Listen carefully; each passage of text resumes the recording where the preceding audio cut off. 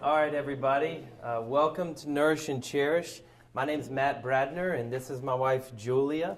And we're very thankful that you would invest your time with us the next few days. I wanted to start and just share our 3 goals for how we communicate. We're passionate not only about what we share with you, but also about how we share it. And our 3 goals, if we put them in words, are that we want to be catalytic, positive, and helpful. And when we say catalytic, we really want to share content that awakens and inspires you. So our hope is that we would bring some fresh thoughts and some fresh language that you would walk out this weekend and you'd be awakened in your thought about your marriage. And the second goal is positive.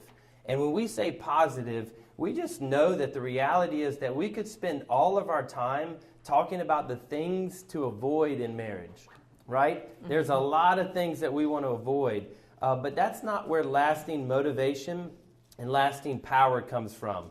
We believe that the real lasting motivation and power doesn't lie in what we avoid, but actually it lies in what we pursue. And so we've got a vision to be positive, and we want to hang out a vision for your marriage that you run after. And you leave with something in front of you, say, this is what we want to pursue. So we want to be catalytic and we want to be positive. And the last word is helpful. We want to speak in a clear and a practical way so that you find this time to be beneficial for your marriage starting right now. And you'll see that we work hard to take every big idea and to put it on a bottom shelf so it's accessible for anybody to get to. So it's catalytic, positive, and helpful. And those are the 3 words that shape the way that we engage you. Yeah. So it seems fitting we'll start with a little introduction into who we are, as well as some introduction to the content we're going to be walking you through. So I'm originally from Tallahassee, Florida, and my parents divorced when I was 6 years old. My mom moved out to the West Coast, and my father had sole custody of my older brother and I. My dad was an amazing father. He did everything he could to raise my older brother and I to be men of character and to have a solid moral foundation. Now, saying that, I wasn't a Christian.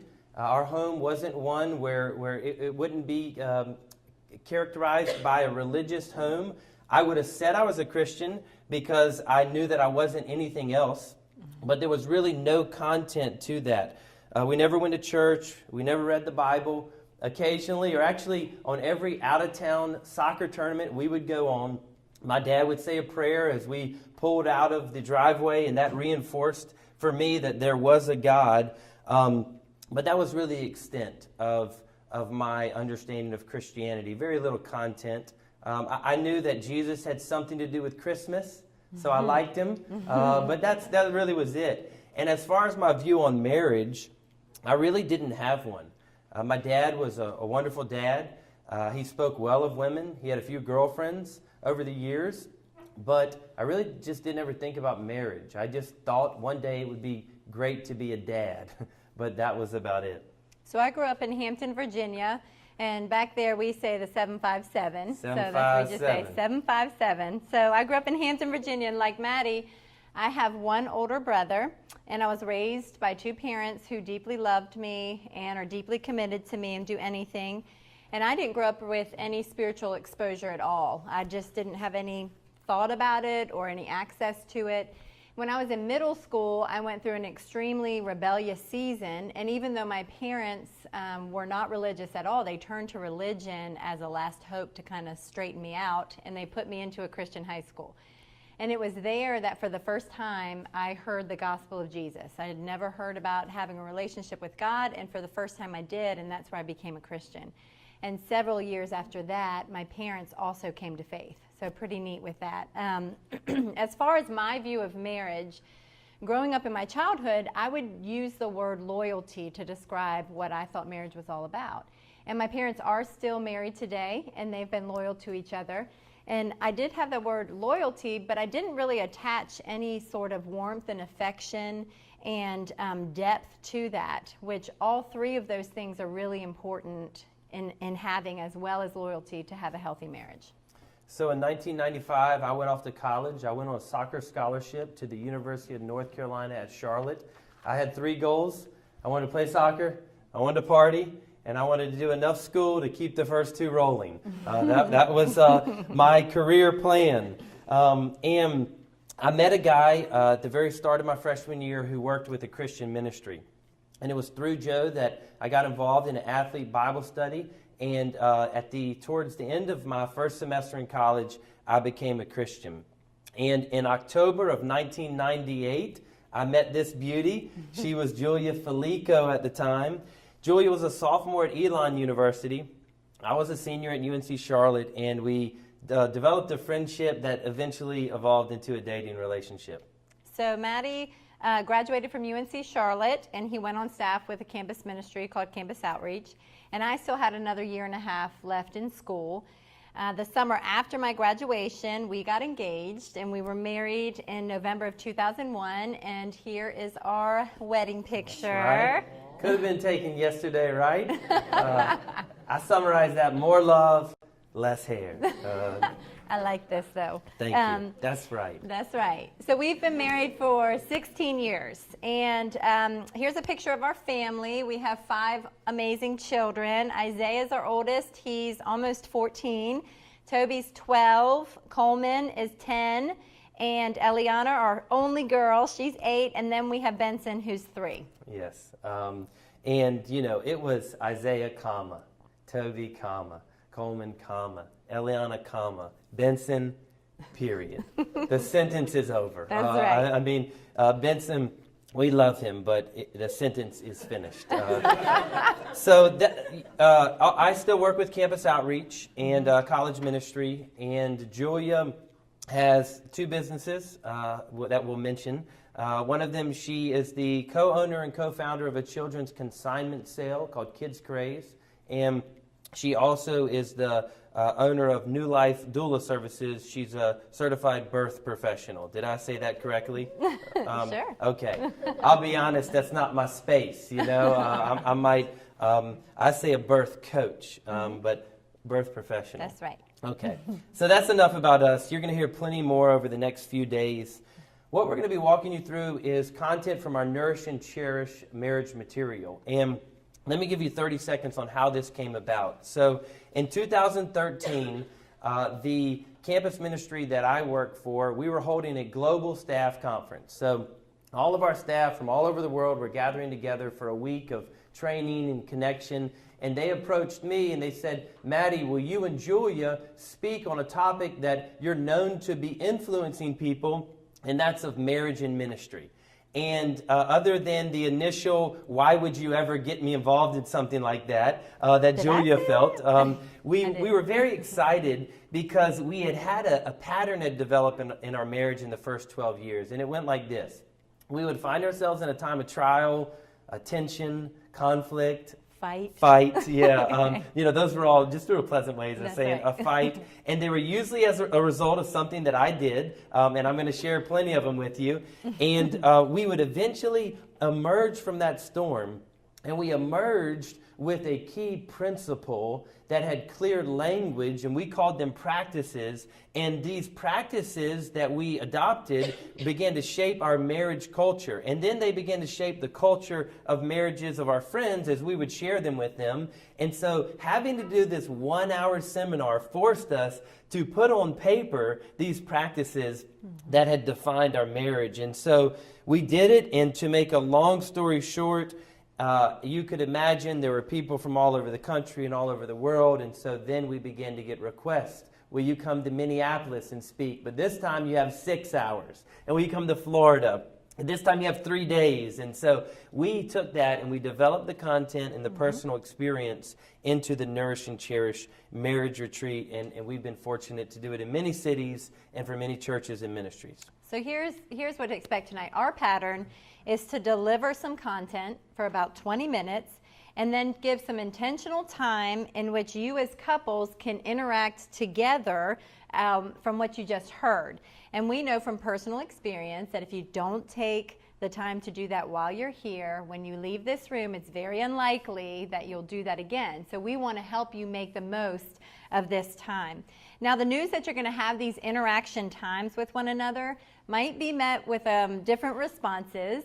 And it's just the reality of what are we going to talk about? That might be intimidating, but we really want, you don't have to worry about what you're going to talk about because we're going to provide for you what you're going to talk about. Yeah, so some of you are like, what would we talk about? But there are others that are like, oh yeah, I know what I'm going to lay on him or her. I know exactly what we're talking about. You remember 2 hours ago, we always wonder what couples will actually make it here from the time they leave the house till getting here. For some reason that car ride, it gives you a lot to talk about. But those of you that are worried about, you don't know what to talk about, or you think you know what you want to talk about, actually we've thought for both of you. We've identified questions after each of our content giving times that we're going to have you interact over. They're in your notebooks. And so you can pick up your notebooks right now and you can see at the end of each section there's questions. And we'll point them out to you when it's time to do those. So if we're honest, we have high hopes for this time. And we have high hopes for you. And the reason why we do is we've thought about this time for months and for years.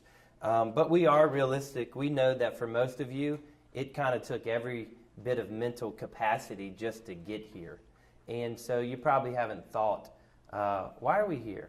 What do we want to get out of this? And so we want to give you a few minutes to think about what your hopes might be for this time. And here's what we'd like for you to do. So in your notebook on page 2, there's a section marked, Why Am I Here? We want to give you just a few minutes to write down something that you would like to see happen through these next 2 days. And here's a way to think about that. How would you complete these statements? I would love some help in the area of, or I would love some hope in the area of. So take a minute to do that individually. And after both of you have taken a chance and had a minute to do that alone, then share with your spouse what you wrote.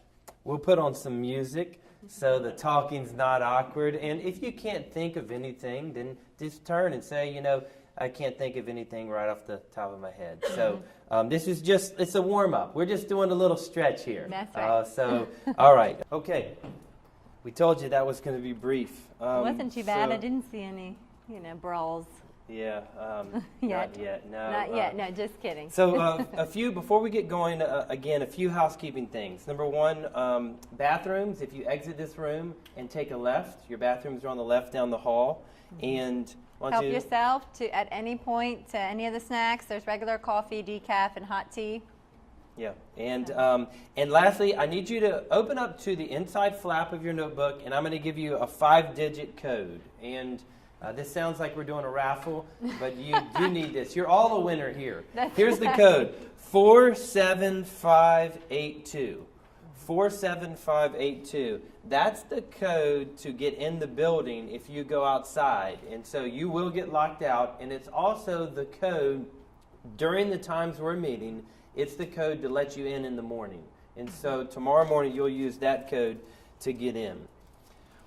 Okay, so welcome back.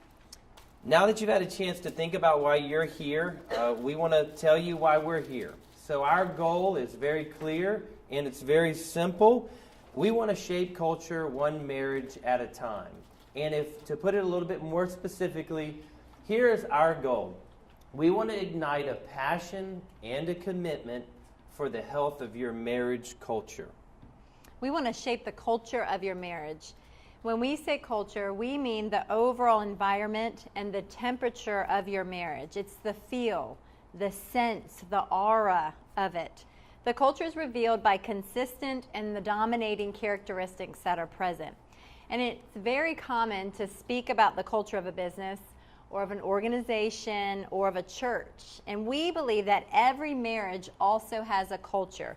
There's a relational culture. So here's a few ways to think about the culture of your marriage. It's the way that you treat one another when no one else is around. And it's the things that others catch from you when they are around, whether you want them to or not. We would suggest that the culture of a relational environment, like a marriage, is revealed most by 3 things. And here are the 3 things. The culture of a relational environment is revealed by the language. And that's the words you say and how you say them. The nonverbals, the tone. It's revealed by expectations. The expectations that are clearly stated in your marriage, but also the expectations that aren't stated, but they are clearly implied. And those reveal by the way, oh, no, he would never go for that. Or that's not how we do things around here. The relational culture is revealed by your language, your expectations, and then thirdly, it's revealed by what you celebrate. Whatever you celebrate reveals what you value. And it's been said that whatever is celebrated will get repeated. And so the relational culture of a marriage, we believe, is most revealed by your language, by your expectations, and by your celebration. And we're convinced that every marriage has a relational culture. Every marriage has some healthy aspects, and every marriage has some unhealthy aspects. We just believe that a marriage culture can be lively, it can be safe, it can be attractive, it can be fun, and it can be relational. So as you can see, we want to ignite both a passion and a commitment. And a passion is the I want to, and the commitment is the I need to. Some want to develop their marriage, but they don't really feel like they need to. Others know they need to develop their marriage, but they don't really want to. Neither of those opposite or polars are what we're aiming at. We want to ignite the want to and the need to. So there's a lot that could be said and should be said about marriage, but we've found we can be most helpful by getting very practical and focusing on how to have a healthy marriage culture. If you want more information about marriage, we would point you to books and other people, but we get very practical. And there's a reason why we're passionate about helping people learn how. So over the years, we've worked with many people and had many conversations on who am I going to marry? Who is the right one for me? And we've seen that there's this assumption that if you answer the who question right, then the how to have a healthy marriage just kind of comes along with it. Well, when we got into marriage, we realized that really quickly is not the case, okay? We knew for sure that we were the right one for another. We had answered the who right. But the process of learning how to have a healthy marriage didn't come quite so easy. That's a very polite way of saying that. Well. Thank you. It didn't come that easy. It was rough. I just picture us like, dressed so nice, on our wedding day, and we're walking to one another on the dance floor, and it just looks electric, and the music starts, and we just start tripping on each other. It's like that's what doing life was like. And it was unexpected. I don't know if y'all had that experience. It was unexpected after we got married, how hard just that new relationship was going to be. So this perspective that as long as you get the right person, then you'll understand the how, this perspective can be really dangerous. And one of the reasons is if you have that assumption, as long as I answer the who right, then the how should be okay. Then when you get into marriage, however long you're into it, and it's really hard and you have those challenges, you could be tempted to ask the question, did I marry the wrong person? Is this really what was meant to be? And that can be a dangerous perspective to have. And that's why we're passionate about passing on practical ways for people to learn how to have a healthy relational culture. So a few years ago, I saw a great illustration that really teed up this point, and it was actually something I saw in a men's bathroom. Just let that hang out there. That's right. How's that for a teaser? You want to know why this is important? Let me tell you what I saw in a men's bathroom. But I actually did. So a few years ago, I walked in a men's bathroom, and this is what I saw. A step-by-step guide on how to wash your hands. Now, how many of us go in a bathroom and we're secretly hoping that there's another person in there in case we need a refresher course on how to wash our hands? We're not thinking that because we all know how to wash our hands, right? Well, wrong. Thousands and thousands of dollars were spent in this city and cities around America because while we think we know how to wash our hands, the health department has concluded we don't know how to wash our hands in a way that maximizes personal health and corporate health. And so they break it down so simple. And we love this because we think this is marriage. It's not that we're not doing marriage. It's that many of us have never been taught how to do it in a way that maximizes the health of the couple and the health of those around us. So obviously we don't hold all the keys to a healthy marriage, but we do think we can pass on some things that will help you in your pursuit of one. So we know that each of us comes in maybe at a different place than the other. Some people have been married a short period of time. Some people have been married for decades. Some are engaged. Some are engaged. And it is very likely that one or perhaps both of you enter into this environment a bit hesitant. While there could be many reasons for this, we want to specifically highlight one. Some of you are hesitant because you're fearful that this time is going to be all about us making you feel bad for everything that you're not doing or everything that you are doing. And we just want you to know that you come into this time hesitant and defensive, and we understand that, and that is totally okay that you feel like that. So regarding the thought, Maddie and Julie are going to make me feel bad for everything I am doing and bad for everything I'm not doing, we just want to say from the beginning, we're definitely going to do that. Now don't leave. There's a reason for this. So our mindset when it comes to marriage development, and that's what this is. We believe this is marriage development. Mm-hmm. Our mindset is more and better. And this mindset of more and better comes from verses like Philippians 1:9. And my prayer is that your love may abound more and more with all knowledge and depth of insight. So here, the Apostle Paul is speaking to a people who are loving one another. And he says, my prayer is that you love more, that your love may abound, and that you love better with greater knowledge and greater insight. So Julie and I have committed to a more and better mindset when it comes to marriage development. And what that means is that we're committed to not only learning how we can love one another more and better, but we went ahead and declared to one another that for the rest of our marriage, we are committed to discovering the places where we're not loving each other with knowledge and depth of insight that we could. And so our perspective is that there's 1,000 ways that we need to grow in our marriage. We're just wondering which one our loving and gentle God will put his finger on tonight.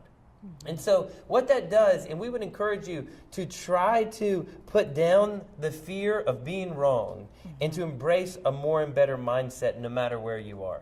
And some of you might enter this room feeling great about your marriage.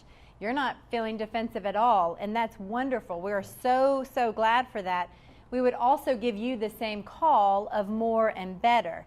None of us have arrived to a place where we don't need to be intentional about developing in our marriage. So we see with this mindset, when you adopt it, this mindset of more and better, that really we're all at the same place when we take it like that. We're all wanting to grow more and better in our marriage, no matter where we are and no matter where we came in. Yeah. So last note before we dive in, we acknowledge that we approach marriage and marriage development from a Christian perspective.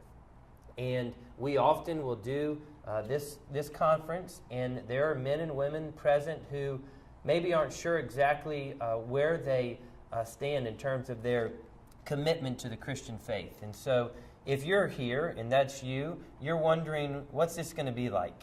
And the first thing we would say is, we're glad you're here. We really believe that this content is beneficial for any person in any marriage, no matter where you are. Saying that, our hope is that you will hear a beautiful picture of love, and you'll be intrigued as to the source of this beauty. And the source of which we will share is that the fullness of the love that we're going to talk about between husband and wife, it finds its source and origin in the love that God has for us through Jesus Christ. So we're going to dive in. We want to introduce you to the 2 words that hang over our marriage material. And these are 2 words that we hope will become part of your marriage culture and conversation in the years ahead. And they're the words nourish and cherish. That's not just a cheeky title for this seminar. Those words actually are extremely significant for our marriage culture. And we get these words from the 5th chapter in Ephesians. This is a very commonly read and taught on passage, especially when it comes to marriage. So in this passage, we begin to get a glimpse of how sacred marriage is. For here, we're told that marriage between a man and a woman is meant to point us to a greater love story. And it's the love story that God has for his people, the church. And the more we begin to understand the love of God that he has for his people, the more we can gain clarity on his design for our marriages. So we're going to jump into verse 28, and it says, in the same way, and what way is that? That's the way of Jesus, which was a sacrificial way. So in the same way, husbands should love their wives as their own bodies. He who loves his wife loves himself. For no one ever hated his own flesh, but nourishes and cherishes it, just as Christ does the church, because we are members of his body. Now, Paul emphasizes husbands here, but it's important to note the cultural time was placed the emphasis on husbands, but Paul was giving a call to both husband and wife to create a love culture within the marriage that nourished and cherished. Now, I wonder if you could guess what our favorite two words are in this passage. That's right. Just as. We set you up on that. Our favorite two words actually are just as. And the reason why we love just as is because just as reminds us that we are to love one another just as we've first been loved by God. Another way to say it is that if we want to learn how to have a love culture within our marriage that nourishes and cherishes, then we start by seeing and being stunned at the reality that God promises to nourish and cherish his people. And I'll say that again, that the foundation for a marriage that nourishes and cherishes is seeing and being stunned at the reality that God nourishes and cherishes his people. And that's where we begin. So one thing is certain. God is specific in his word. And nourish and cherish may seem similar to us at first hearing, but they're not. They're actually two distinct words that each have their own specific meaning. And when they're ultimately held up together, which we're called to do, we see a beautiful picture of love. So let's double click on each of these words. And we told you that we love to put things on the bottom of the shelf. What I'm about to do is the highest that we're going to reach. And we're going to bring it down, I promise you. But here are these two Greek words. Nourish is the Greek word ektrepho, and it means to nourish, to grow, to bring up to full maturity. God has promised that he's nourishing us. That means that God has promised that he's bringing those who trust in him through Christ up to full maturity. So the question is, what is full maturity for the Christian? Well, the Bible speaks about it in many different ways, but none as clear as Romans 8:29, that we may be conformed to the image of his Son. That's full maturity for the Christian, that God is nourishing us. He's conforming, he's transforming, he's shaping us to be like Christ. And so now that's as high as we went, ektrepho. Now we're going to bring it on the bottom shelf. Here's how you summarize nourish. Look at this. God is making you like Jesus. That's nourish. Now, what about the word cherish? Cherish is thalpo. It means to cherish with tender love, to foster with tender care, to warm. So this is a picture. This is the image of the love of a parent over an infant child. Now, this love is perhaps one of the greatest examples of the full in-the-moment love. When a baby is born, you hear one thing from those parents. They look at that baby the moment they're born and they say, he or she is so beautiful. And to you, as a parent, they really, truly are beautiful in that moment. But a personal confession here, something interesting happens over time as you look back at those infant pictures, those moments that they were born. I'm going to give you an example of our youngest child. Here is Benson, okay? Here's a picture of my beautiful son, Benson, the moment he entered. And we said, he's perfect. He's so beautiful. He's so beautiful. And I was instantly flooded with love for him. He truly was beautiful to us. But we will eventually tell Benson what we have jokingly told all of our children. That when you were born, you were so beautiful. and we thank God that you grew out of it. Here's Benson just a couple months later. And so the point is that cherish is full love in the moment. What God is saying here is that because of your faith in Christ, for all who have trusted in Christ, we are cherished by God. That is, that we are fully loved in the moment, right where we are, right as we are. We have God's full and complete love. And you see this all over the scriptures. Here's one example in John 17. Jesus prays, I have made known to them your name, and I will continue to make it known. And watch this, that the love with which you have loved me may be in them and I in them. So we reached up again with the Greek word for thalpo, cherish. And now we're going to put it on the bottom shelf, and this is how you translate. This is how you summarize cherish. God is loving you like Jesus. So, we're going to put these together. To be nourished and cherished is to know that God is consistently making you like Jesus while constantly loving you like Jesus. Now just let that sit for a second. You cannot separate those. If you separate those, you do not have Christian theology. God is consistently making you like Jesus while constantly loving you like Jesus. If you say, God will love me like Jesus when I'm made like Jesus, you don't have Christian theology. To understand God's love is to know that God both nourishes and cherishes me. And this lays the foundation of the love culture that we're meant to recreate in our marriages. So we believe that God invites marriages to have a love culture that looks like this. A love culture within your marriage that consistently nourishes while constantly cherishes. And we'll get a little bit more specific. A love culture that consistently grows toward where it isn't while learning to constantly love where it is. Now that might sound like a contradiction. It might sound impossible to have a love culture where we are growing together toward where we're not while loving where we are. But if this marriage is meant to reflect the love that God has for His church, which the Bible says it is, then we ought to expect that it's going to be mysterious, it's going to be complex, it's going to be a bit beyond us. So here's what we're going to do. We're going to take a closer look at some of the words that describe both a nourish and cherish culture in marriage. Now, as I go through these words, I want you to think about which word and which side most accurately describes you. So a nourish and cherish culture is a marriage where you have both growth and warmth, direction, affection, positive movement, and passionate moments.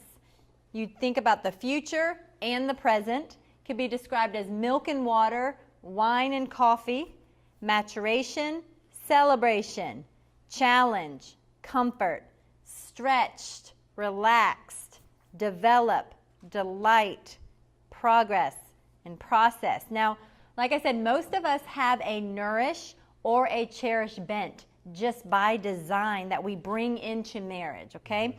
Now, in light of that, we all need to be stretched and to embrace that to love our spouse just as Christ loves us is to both nourish and cherish.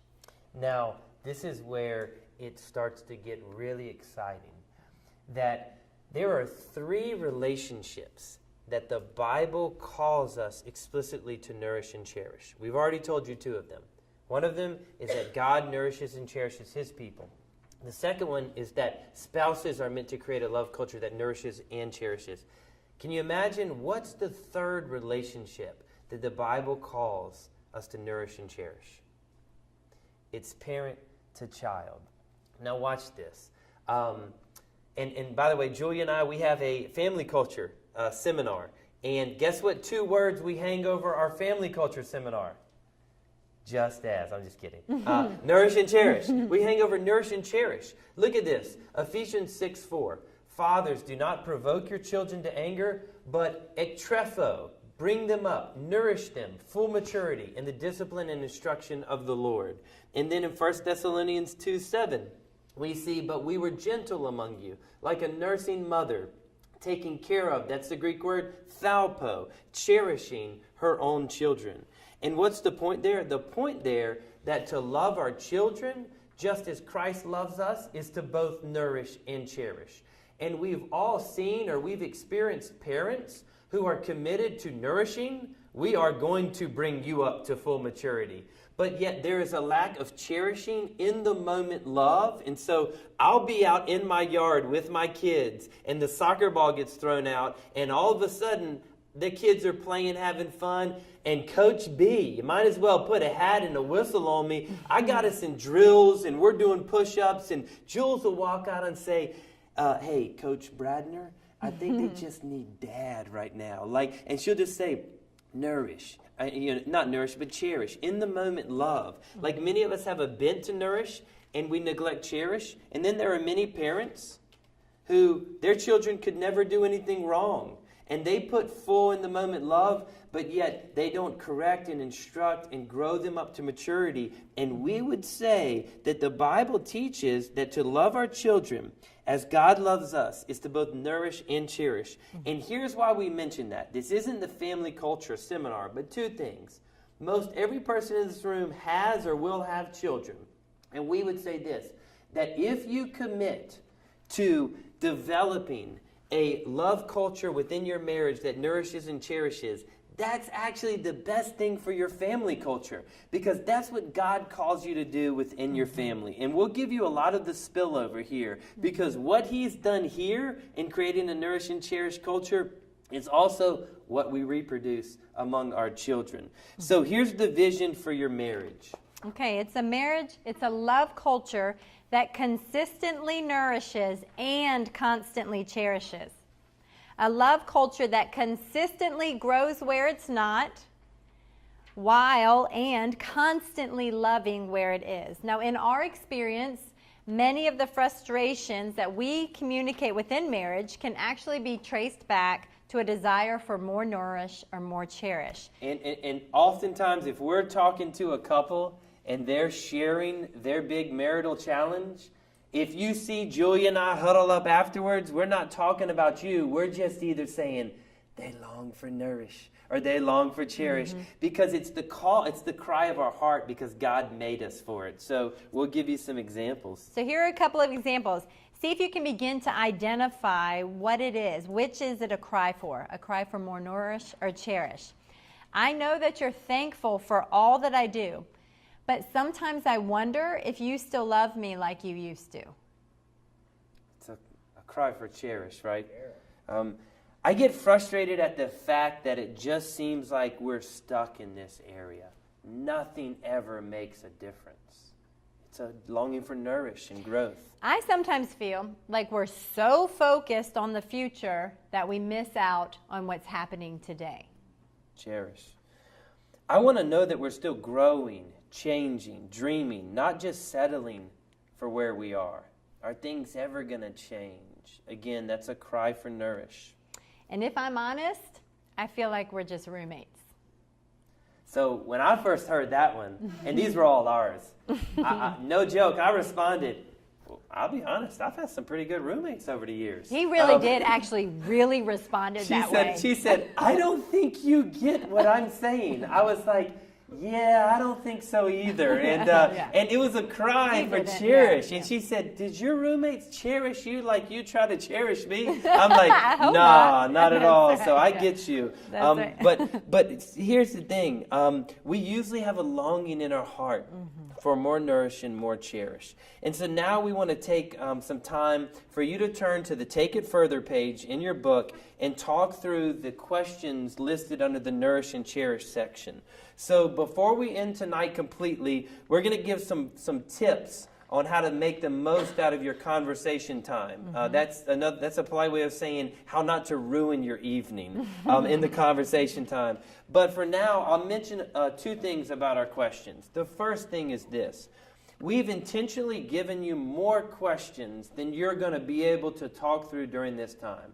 And we've done that because we don't think that we could come up with the one question that resonates with everybody. And so if you see a question and you start talking through it and there's no traction, move on to another question. That's right. The second thing, and that's those in the crowd, like my wife, who is like, no, we got to talk through question 1 first, Maddie. I feel like, they will hear us on question 2. You can start wherever you want to start. Yes, you and can. then the second thing is we give you more questions because our aim is really to help you with what happens after the weekend. And we want you to have these questions to continue your processing. And we have gotten many pictures over the years of that Nourish and Cherish booklet making its way to a dinner date where they say, hey, we're talking through whatever practice or whatnot. So that's why you have the questions you do. So now we're going to give you a good 10 minutes and we're going to put on some music to start walking through and beginning to identify